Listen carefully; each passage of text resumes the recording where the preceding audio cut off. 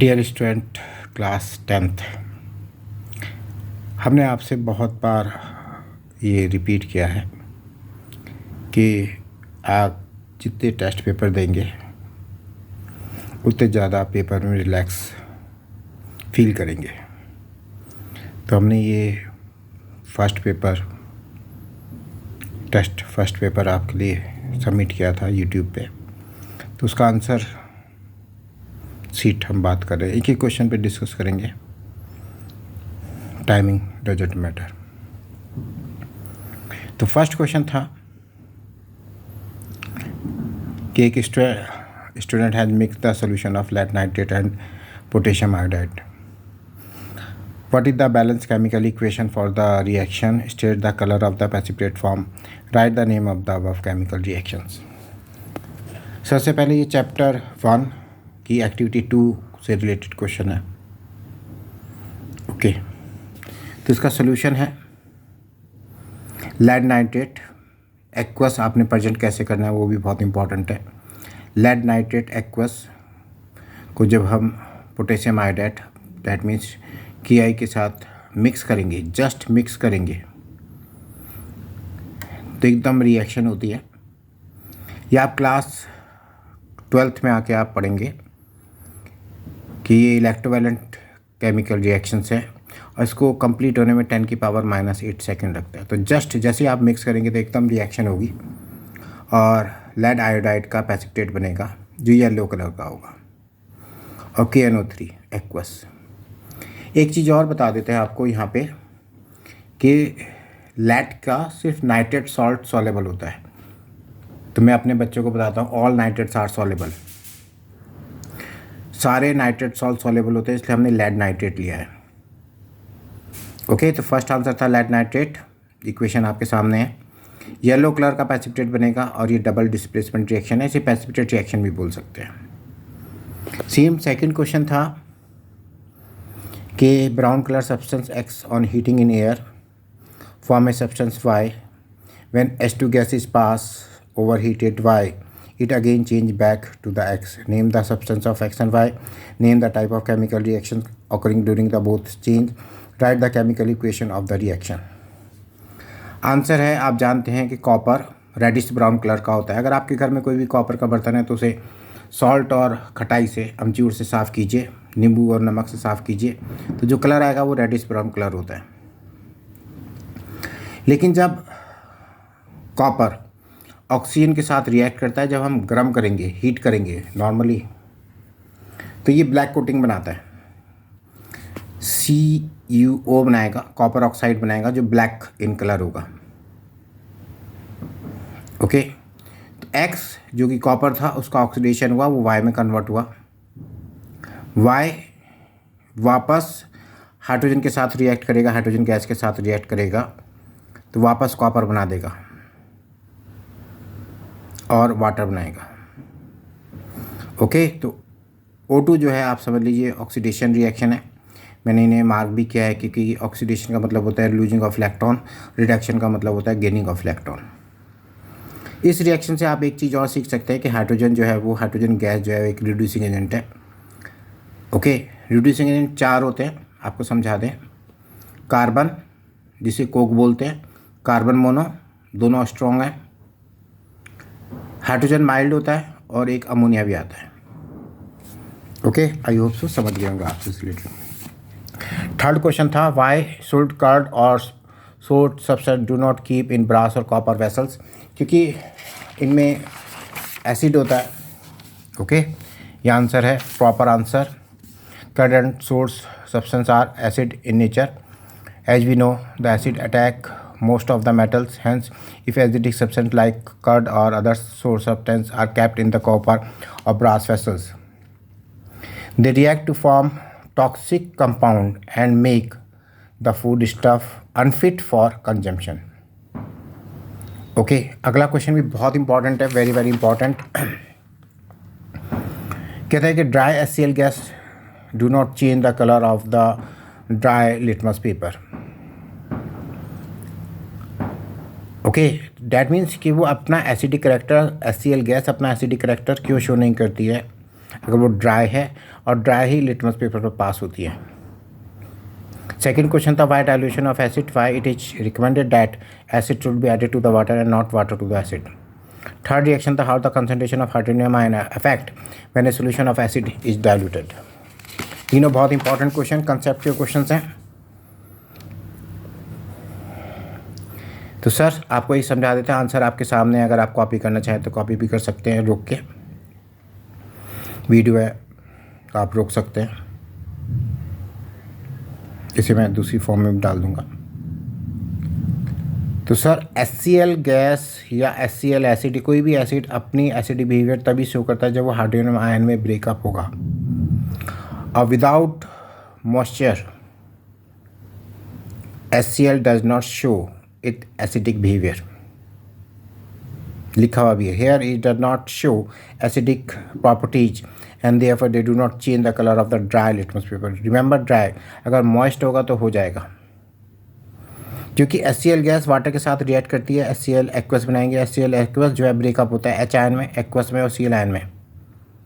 Okay, ये मैंने special दिया है कि HCl जो है वो कोवलेंट कंपाउंड है, पोलर कोवलेंट कंपाउंड है, इनको कभी फिर अच्छे से एक्सप्लेन करेंगे। और जब वाटर में डिजॉल्व करते हैं तो ये आयंस में कन्वर्ट होता है, इसे आयनाइजेशन बोलते हैं। ये भी बहुत इंपॉर्टेंट कंसेप्ट है। अगला क्वेश्चन था कि जो फोर्थ क्वेश्चन का सेकंड पार्ट था कि जब हम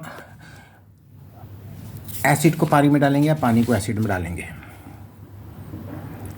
सर इस चीज़ को समझने के लिए बेटा आपको एक घर में कभी गलती से आपने देखा होगा कि कभी ऑयल में, गर्म ऑयल में गलती से कोई पानी की छींट पहुंच जाती है तो एकदम से तेल उछलता है और जो भी आसपास होता है वो बर्न हो जाता है। सेम फिनोमेना यहाँ पे होगा। अगर आप कंसनट्रेट सल्फ्यूरिक एसिड में वाटर को मिक्स करेंगे तो इतनी ज़्यादा एक्जोथर्मिक रिएक्शन होती है कि 100 डिग्री सेंटीग्रेड से ऊपर टेम्परेचर पहुँच जाएगा। ये एवोल्यूशन ऑफ हीट है। ओके, इसलिए हम क्वेश्चन है, मैं आपको समझा रहा हूँ। ओके, तो when an acid is mixed with the water there is evolution of gas of large amount of it, therefore acid is slowly added to the water। that means हम उल्टा करते हैं, पानी लेंगे फिर एक रॉड की, ग्लास रॉड की हेल्प से हम जो है वो धीरे धीरे एसिड को पानी में मिलाएंगे। डैट मीन्स पानी लार्ज क्वांटिटी में होगा, उसमें drop wise through the glass rod हम एसिड को मिक्स करते हैं।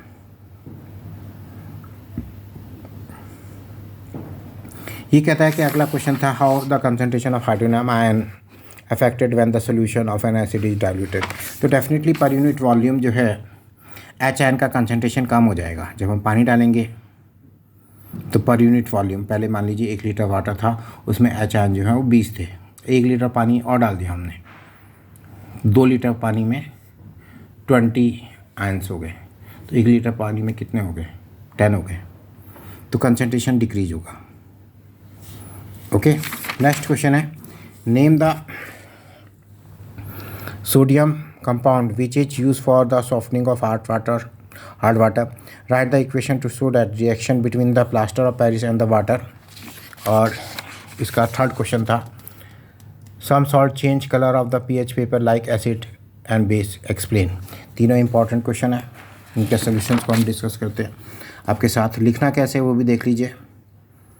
तो जो सॉफ्टनिंग ऑफ वाटर में काम आता है वो सोडियम कार्बोनेट होता है। अब आप इस क्वेश्चंस को ही मत देखिए कि सोडियम कार्बोनेट है। यहाँ पे एक बहुत इंपॉर्टेंट चीज़ हम आपको मेंशन करना चाहेंगे कि ऑल कार्बोनेट आर इंसॉल्युबल। सारे कार्बोनेट इंसॉल्युबल होते हैं। जो ग्रेनाइट पत्थर आपके घरों में किचन में लग रखा हो वो कैल्शियम कार्बोनेट होता है, लेकिन सोडियम और पोटेशियम कार्बोनेट और सोडियम और पोटेशियम के सॉल्ट अपनी प्रॉपर्टीज़ को बिल्कुल अलग बिहेव करते हैं, क्योंकि ये बहुत ज़्यादा रिएक्टिव होता है। जो रिएक्टिव होता है वो उनका अलग ही फिनोमेना होता है। तो पोटेशियम कार्बोनेट और सोडियम कार्बोनेट वाटर में सॉल्युबल होते हैं, ये याद रखिएगा, वेरी वेरी इंपॉर्टेंट है। क्योंकि हम बोलते हैं हमेशा बेस स्ट्रांग होगा तो आप स्ट्रांग होंगे ड्राई के मामले में। सेकेंड रिएक्शन है प्लास्टर ऑफ पेरिस की। वाटर के साथ रिएक्ट करता है, जिप्सम बनाता है। ओके, अभी मैं पेपर देख रहा था, एक आईएएस में पेपर में आ रखा था कि ये क्वेश्चन आ रखा था, मैं आपको शायद दिखा भी दूंगा अगली बार। आईएएस के पेपर में एक क्वेश्चन आ रखा है, what is the role of gypsum in cement, क्योंकि जिप्सम नेगेटिव कैटलिस्ट की तरह बिहेव करता है। कैटलिस्ट वो होते हैं जो केमिकल रिएक्शंस को फास्ट या स्लो कर देते हैं, एक पॉजिटिव कैटलिस्ट होते हैं, ये नेगेटिव कैटलिस्ट की तरह बिहेव करता है। अगला क्वेश्चन था जो बहुत इंपॉर्टेंट है कि कुछ सॉल्ट जो है वो एसिडिक या बेसिक बिहेवियर शो करते हैं, क्यों, वाई, और लिटमस पेपर को वो उनका कलर चेंज हो जाएगा। क्योंकि सॉल्ट 3 टाइप के होते हैं, एक नॉर्मल सॉल्ट, एक एसिडिक सॉल्ट, एक बेसिक सॉल्ट। अगर स्ट्रॉन्ग एसिड और स्ट्रॉन्ग बेस के साथ मिलकर सॉल्ट बनाता है तो वो न्यूट्रल सॉल्ट होता है, जिसका पीएच स्केल 7 जाएगा। टोटल कंप्लीट न्यूट्रलाइजेशन रिएक्शन होती है। HCl एसिड स्ट्रॉन्ग एसिड है, NaOH स्ट्रॉन्ग है, तो इससे जो सॉल्ट बनेगा NaCl वो न्यूट्रल सॉल्ट होगा, तो ये कलर लिटमस पेपर का चेंज नहीं करेगा। एसिडिक सॉल्ट, वीक बेस और स्ट्रॉन्ग एसिड के साथ जो सॉल्ट बनता है वो एसिडिक सॉल्ट होगा, क्योंकि NH4 1+ आयन जो है वो वीक है, वीक बेस है। ओके, अगला है ये, तो ये भी अपना कलर चेंज करेगा क्योंकि ये एसिडिक नेचर का है, तो डेफिनेटली रेड कलर जो है वो आपका the salt solution give red colour to PHS paper. Third है बेसिक, बेसिक का मतलब वीक एसिड और स्ट्रॉन्ग बेस।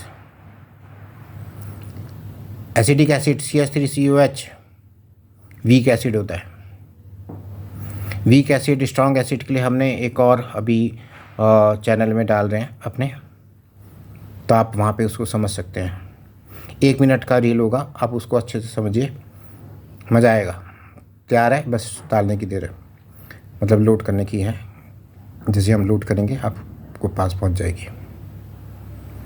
तो वहाँ पे स्ट्रॉन्ग एसिड, स्ट्रॉन्ग बेस और वीक एसिड और वीक बेस को आप समझ सकते हैं। तो दैट इज द आंसर कि अगर वो एसिडिक या बेसिक सॉल्ट है तो पीएच पेपर के कलर को चेंज करेगा। टंगस्टन बहुत इंपॉर्टेंट है बेटा, बहुत इंपॉर्टेंट केमिस्ट्री है। Why the tungsten use almost exclusively for the filament of the electric lamp. Tungsten एक ऐसा मेटल है, अगर आप आगे चल के पढ़ेंगे, क्योंकि इसमें हाफ फिल्ड d ऑर्बिटल होता है। अगर आपके पास प्रोडिक्ट टेबल है तो आप देखेंगे कि जो एलिमेंट हैं 21 जिनका एटॉमिक नंबर है 21 से 30 के बीच के जो एलिमेंट्स हैं वो ट्रांजिटिव एलिमेंट कहलाते हैं, उससे नीचे वाले सारे ट्रांजिटिव एलिमेंट कहलाते हैं, क्योंकि इसमें इनका d ऑर्बिटल जो है वो कम्प्लीटली फिल्ड नहीं होता। और क्रोमियम, टंगस्टन, ओके, टंगस्टन का हाफ फिल्ड d ऑर्बिटल होता है, बिल्कुल हाफ फिल्ड। तो इनमें जो है एटमाइजेशन पावर सबसे ज़्यादा होती है, तो इसका मेल्टिंग पॉइंट बहुत हाई होता है सबसे ज़्यादा। फिलहाल केमिस्ट्री का इतना ये 12th में आता है। ओके, तो यहाँ पे इसका जो है टंगस्टन का इसलिए बनाता है कि इसका मेल्टिंग पॉइंट हाई होता है। आपको सिर्फ इतना ही आंसर लिखना है। ओके, ठीक है। आप ज़्यादा इसमें अगर आप ऐड करना चाहते हैं तो इसमें ये ऐड कर दें, tungsten the transitive elements that means with empty d orbital, और टंगस्टन का हाफ फिल्ड d ऑर्बिटल होता है। आप कहेंगे तो मैं अपनी रील्स में आपको भेज दूंगा। नेक्स्ट क्वेश्चन है, अगेन बहुत important. Okay, why the sodium and potassium store in kerosene oil. देखिए, आपने अगर जितनी भी केमिस्ट्री पढ़ी होगी, अब तो आप लास्ट फेज में हैं, तो पोटेशियम और सोडियम जो है वो सबसे ज़्यादा रिएक्टिव मेटल्स हैं रिएक्टिविटी सीरीज में। जो अभी हम बात कर रहे थे, ये इनका बिहेवियर ही सबसे अलग होता है एलिमेंट से। जैसे हम बात कर रहे थे कि सोडियम और potassium carbonate are soluble in water, where other carbonate are insoluble in water. तो पोटेशियम और सोडियम जो है वो एटमॉस्फेरिक ऑक्सीजन या एटमॉस्फेरिक मॉइस्चर या वाटर के साथ विगोरसली रिएक्ट करते हैं, और हम इसे बाहर रखेंगे तो ये जो है वो आग पकड़ लेंगे, they catch fire if in open. Therefore हम लाइन बहुत अच्छी है, गुड्डा जरा ध्यान दीजिएगा। आप ऐसे लिख देते हैं, hands to protect them and to prevent accidentally fire. Please line पे जोड़ दीजिएगा, hands to protect them, that means potassium sodium को, and to prevent accidentally fire they are capped immersed in a kerosene oil. Okay, और ये था कि gold और क्यों ज्वेलरी के लिए यूज़ होते हैं, वाई गोल्ड एंड, क्योंकि ये जो है आपका इनकी टेंसल मैरेबिलिटी और डक्टिलिटी बहुत ज़्यादा होती है। आप जानते हैं गोल्ड को तो 2 हमारी एनसीईआरटी में ही मेंशन है कि गोल्ड 1 ग्राम गोल्ड से 2 मीटर लॉन्ग वायर जो है ड्रॉ किया जा सकता है। तो आप समझ लीजिए ये डक्टिलिटी कितनी होती है। ओके, फिर अगला क्वेश्चन था ऑब्जेक्टिव टाइप क्वेश्चन है। आजकल अब ऐसे ही आने हैं कंसेप्ट के क्वेश्चंस, इसलिए घबराइए मत। हम कुछ रील देख रहे थे, उसमें था ऐसे क्वेश्चन है, ऐसे क्वेश्चन है। भैया सीधी सी बात है, अगर आप अच्छे नंबर लाना चाहते हैं एनसीईआरटी का बार बार रिवीजन कीजिए, एक एक लाइन को समझिए।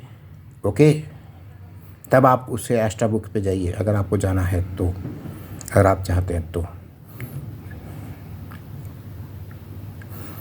Give an example of metals which are liquid at a room temperature. आप जानते हैं मरकरी है। Can be cut with knife, potassium sodium. Alkali metal जो हैं लिथियम, पोटेशियम, सोडियम, ये नाइफ से काटे जा सकते हैं, ये आंसर है। Best conductor of it, silver is the best conductor of it. इसलिए सिल्वर के जो रेट बढ़ रहे हैं, आप देख रहे हैं सिल्वर का रेट जो है बहुत जल्दी 1 लाख से 2 लाख पे पहुंच गया अभी। ठीक है, सिल्वर जो है वो गुड कंडक्टर ऑफ इलेक्ट्रिसिटी होता है। ओके, और आज की डेट में जो सेमी कंडक्टर्स बन रहे हैं वहाँ पे इनका यूज़ है। और what is the poor conductor, D का था, what is the poor conductor, lead. Metal है लेकिन लेड जो है वो पुअर कंडक्टर ऑफ हीट होता है। एक्टिविटी सीरीज या reactivity series of the metals, potassium, sodium, calcium with valency दे रखी है हमने, और ये वेरिएबल वैलेंसी जिस एलिमेंट्स की हैं हमने उनको भी मेंशन कर रखा है। आप आयंस भी बोल सकते हैं जिन आयंस के हैं। आयरन की 2 और 3 होती है। आयरन 2+ का कलर याद रखिएगा ग्रीनिश होता है, और Fe3 का रेडिश ब्राउन। कॉपर 1 का कलर रेड होता है और कॉपर 2 का कलर ब्लू होता है। ओके, अगला क्वेश्चन था बेटा आपका इम्पोर्टेंस। क्या इम्पोर्टेंस है बेटा आपका, आप इसे पढ़िए, इस क्वेश्चन के आंसर्स को, आपका बेस बहुत स्ट्रांग होगा।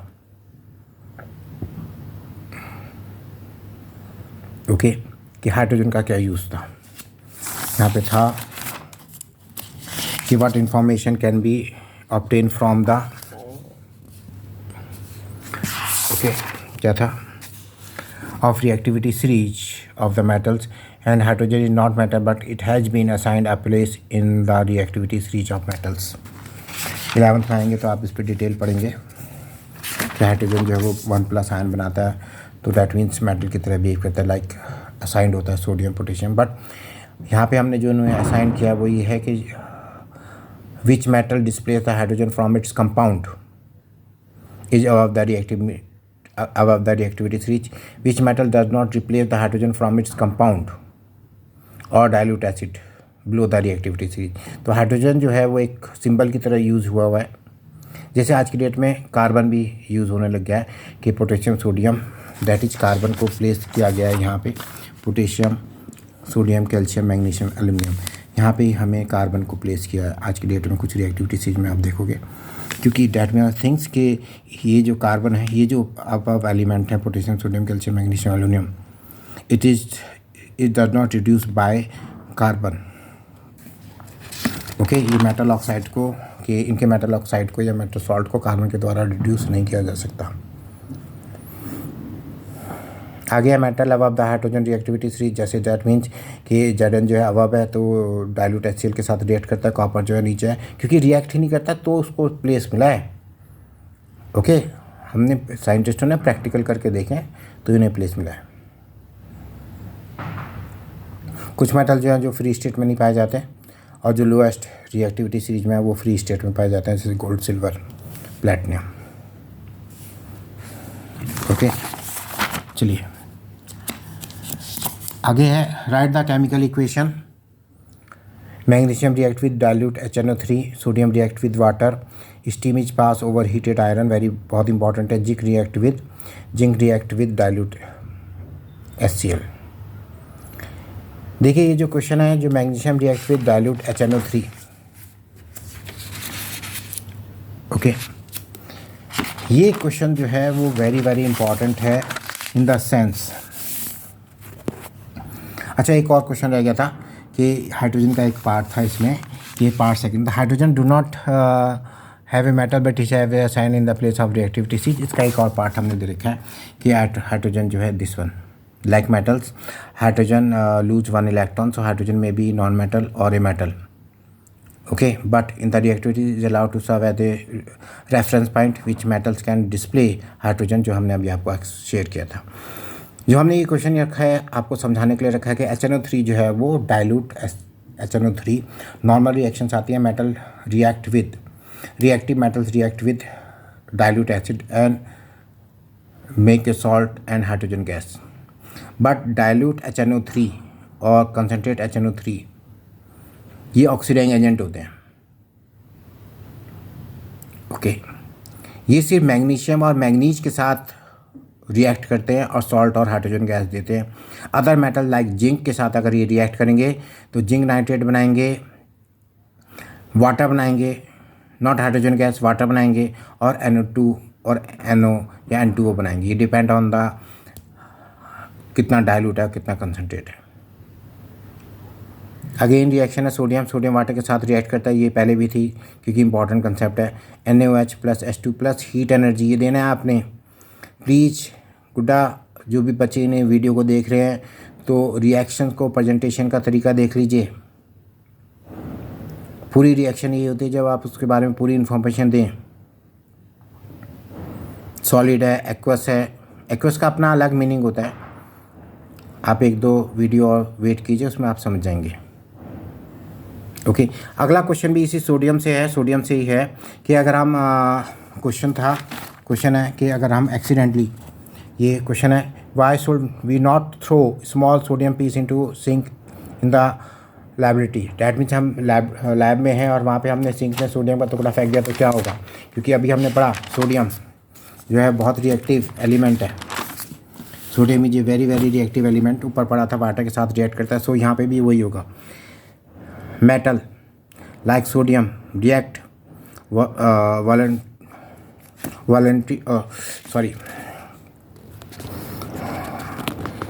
जो मेटल है, जो सोडियम है, वो वालेंट तरीके से रिएक्ट करता है, ओके, और बहुत तेज़ी से हाइड्रोजन गैस रिलीज करेगा विच रिएक्ट द रिलीज हाइड्रोजन और आग लग जाएगी।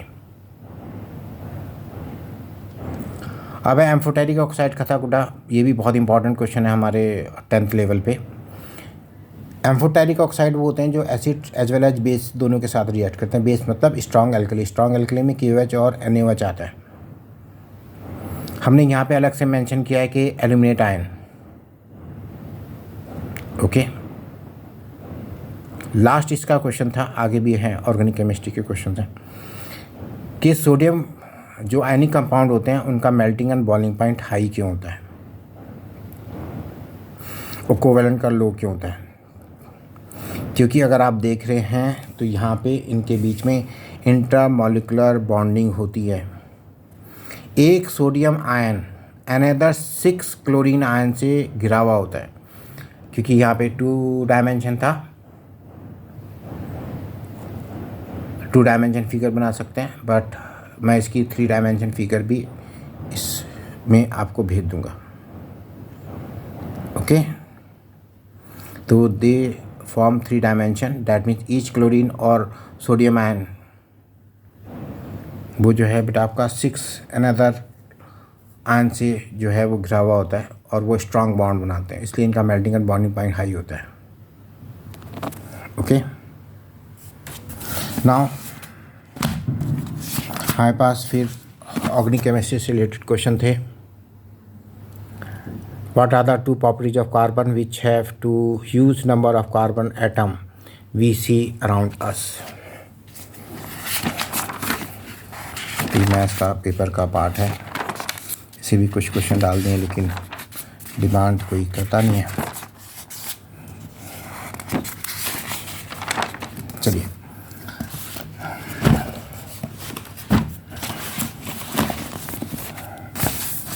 हाँ सर, तो क्वेश्चन है कि कार्बन के इश्यूज एटम क्यों होते हैं। कि कार्बन, अगर आप जानते हैं, आपके टीचर्स ने बताया होगा, तो कार्बन एक ऐसा एलिमेंट है, पीरियोडिक टेबल के बाकी सारे एलिमेंट अलग और कार्बन का एलिमेंट अलग। कार्बन के करीबन 10 लाख से ज़्यादा कंपाउंड है। नेचर ने कार्बन को ही क्यों चुना? हम सिर्फ स्टडी करते हैं साइंस में, जो बहुत कुछ नेचर में होता है। ओके, तो unique properties of carbon atom. पहली प्रॉपर्टीज है टेट्रावैलेंसी। कार्बन की वैलेंसी 4 है, दैट मीन्स इसके आउटर सेल में 4 इलेक्ट्रॉन है और very very small size. Okay, तो वेरी वेरी स्मॉल साइज होने की वजह से ये अनदर 4 कार्बन एटम या अनदर एटम्स के साथ जो है वो रिएक्ट कर सकता है, शेयर कर सकता है इलेक्ट्रॉन। हमारी बुक में, एनसीईआरटी बुक में है कि कार्बन एटम ना सिर्फ 4+ बना सकता है, सॉरी 4+ आयन नहीं बना सकता, 4- आयन नहीं बना सकता, दे डू नॉट फॉर्म। क्योंकि 4+ का मतलब उन्होंने 4 इलेक्ट्रॉन डोनेट कर दिए, तो रेशियो आ गया प्रोटॉन का, प्रोटॉन हो गया 6, इलेक्ट्रॉन हो गए 2।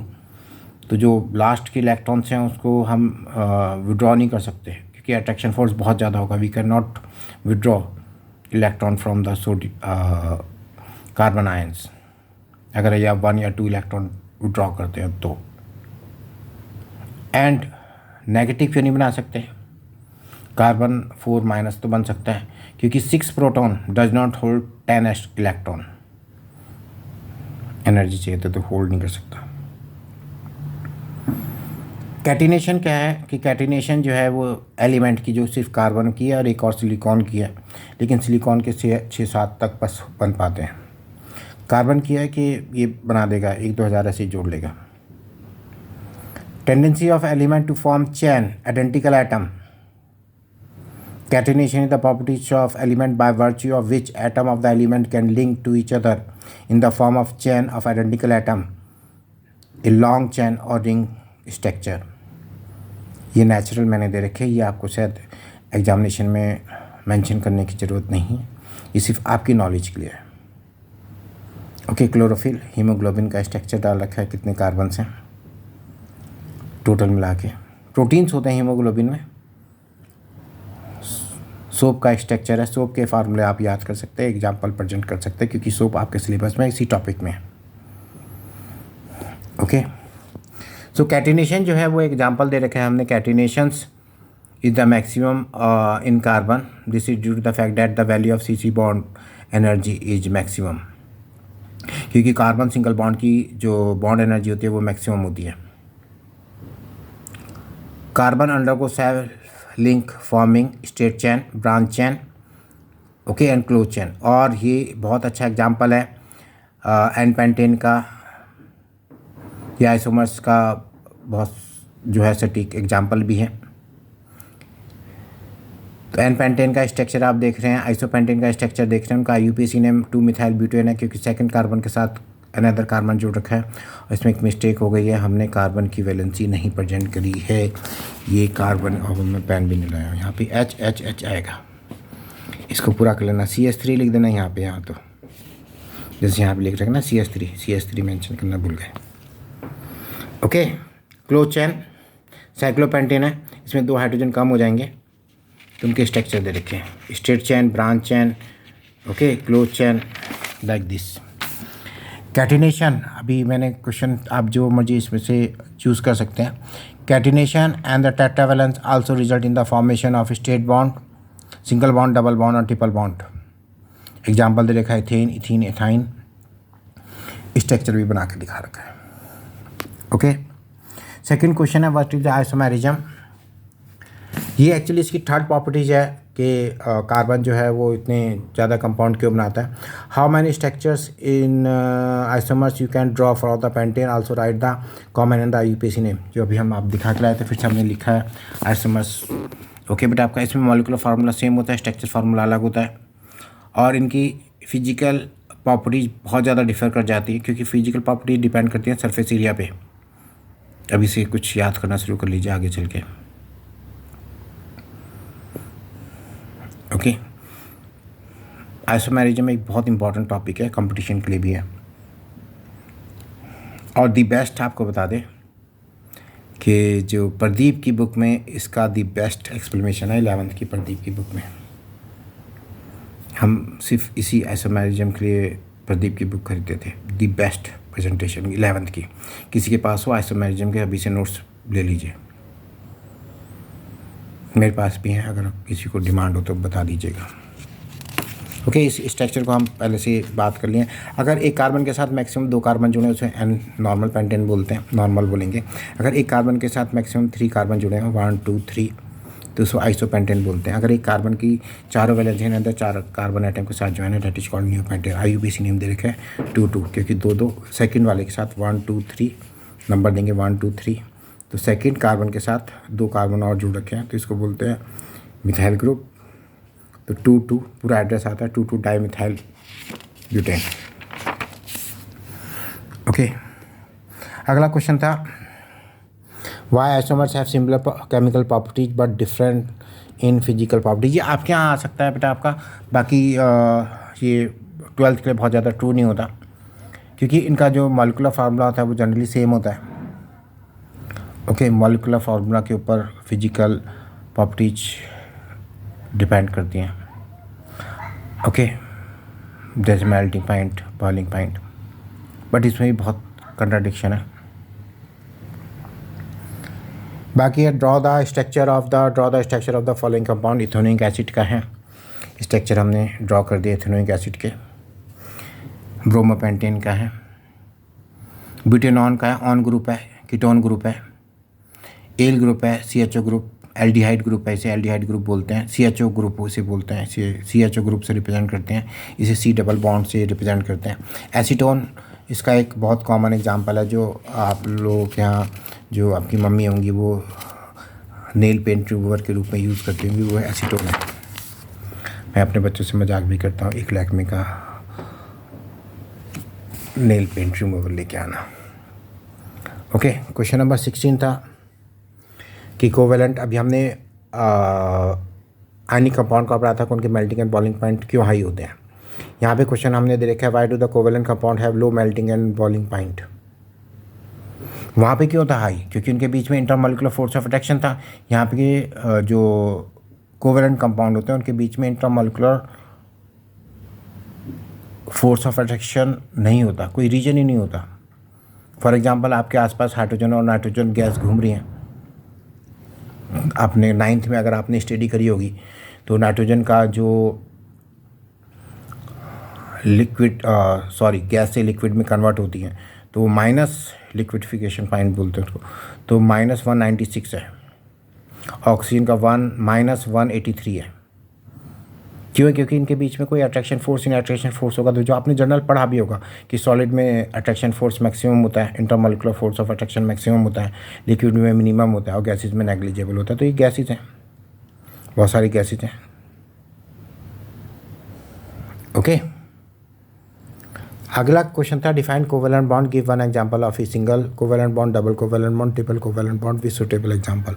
कोवेलेंट बॉन्ड डिफाइन कैसे करेंगे? The chemical bonding form due to the mutual sharing of electron between the given pair of atom of non metallic elements. The sharing of electron between the 2 atoms take place in such a way that both the atoms acquire stable electronic configuration, their nearest noble gas electronic configuration.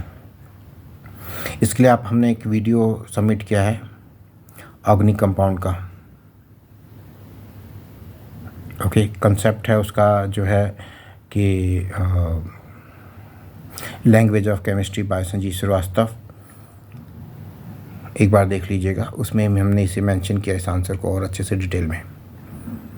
तो hydrogen है जहाँ पे single bond है, एक electron share हो रहा है, single bond है। क्लोरीन में भी सिंगल बॉन्ड है, एक इलेक्ट्रॉन शेयर हो रहा है, क्योंकि इनके इलेक्ट्रॉनिक कॉन्फिगरेशन 287 होता है।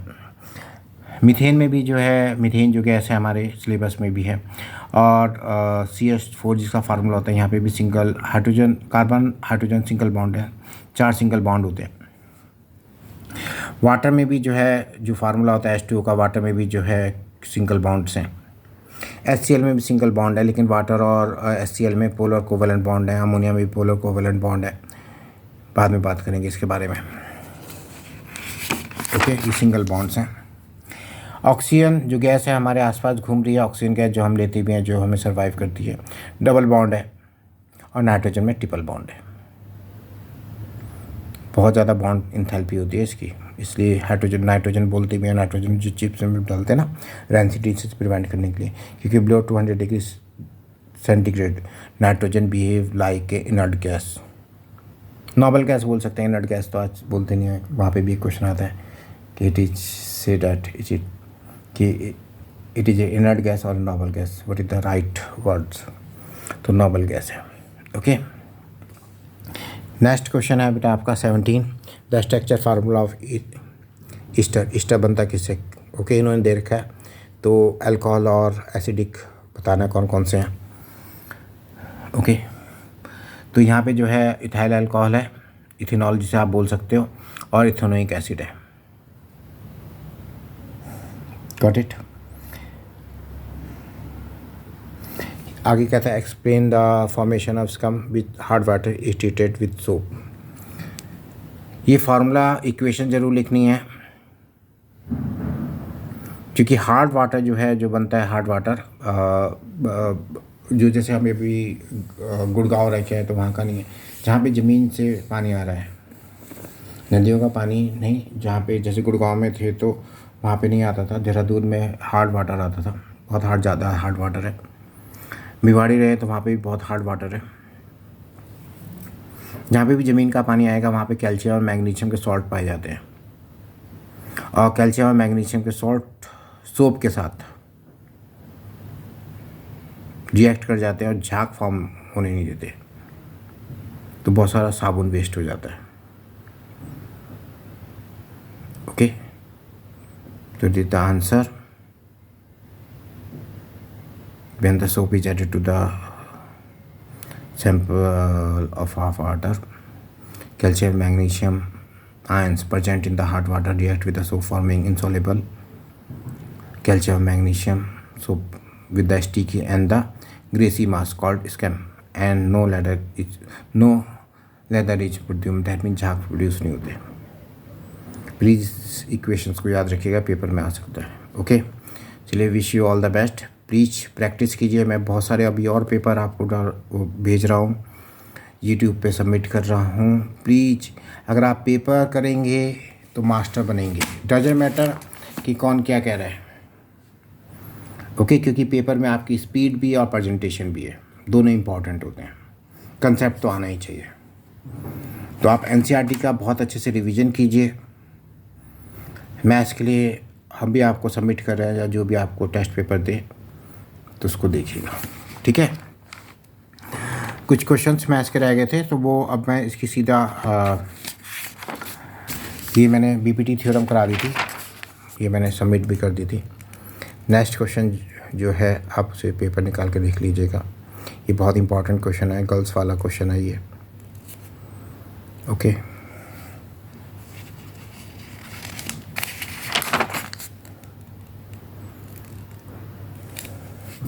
ये कोऑर्डिनेट ज्योमेट्री का क्वेश्चन है, ये बहुत इंपॉर्टेंट क्वेश्चन है, ये आईआईटी में भी आ रखा है। स्ट्रेट लाइन में देखिएगा, वहाँ पे भी ये मेंशन है, ये स्ट्रेट लाइन में आ रखा है बेटा, आईआईटी का क्वेश्चन। स्ट्रेट लाइन में भी एक क्वेश्चन है, जो हमने स्ट्रेट लाइन का एक वीडियो बना के डाल रखा है, उसमें भी एक क्वेश्चन है, यही है।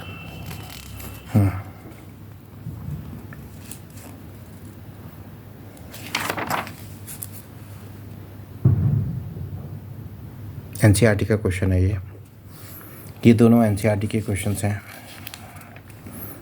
ये फर्स्ट पेपर था हमारा, इसलिए हमने एनसीईआरटी के एग्जाम्पल्स के क्वेश्चंस लिए थे, ये एग्जाम्पल्स के क्वेश्चंस हैं। हम सिर्फ फिगर की बात कर रहे हैं और यूनिट की बात कर रहे हैं, प्रेजेंटेशन की बात कर रहे हैं।